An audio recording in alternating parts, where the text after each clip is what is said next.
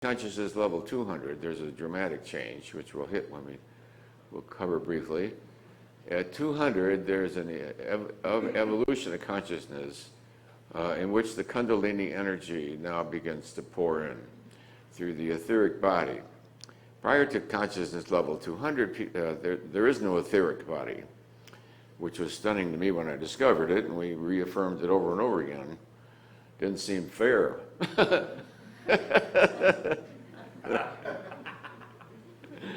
No, that's true. So below 200 is sort of animal karma. In other words, the karma is that of the field. The karma is that of the field. At 200, there's an individualization, and karmic responsibility now shifts to a different dimension. The emergence of the etheric brain and the flow of Kundalini energy up through the nervous system, which is transformative. And when we get to that slide, you're all familiar with that slide, there's a major shift in the way the brain processes information and the way you contextualize your relationship to life and to other human beings and what your responsibility is to it. So below 200, you can do anything you want. You can just chop up people, kill them, blow them up, feel good about it. Over 200, that's sort of tacky. Over 200, you say, I really don't know if we should blow up this whole busload of kids, 300 kids at once, maybe just a couple of kids, how's that,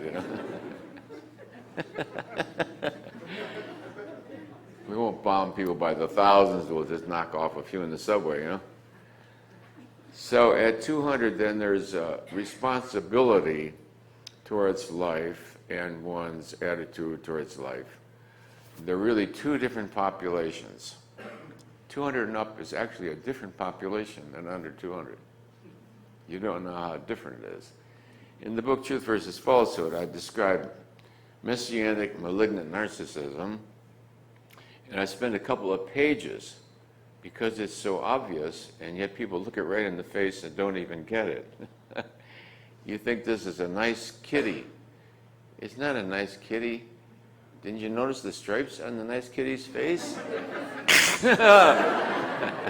That's the difference. The difference is instant death. So it's good to know the difference between a kitty and a tiger. Kitty and a tiger.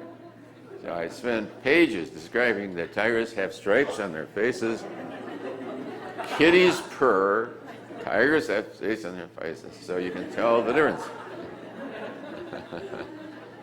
Despite thousands of years of evolution, mankind is still pathetically limited in its capacity to recognize even the obvious, okay?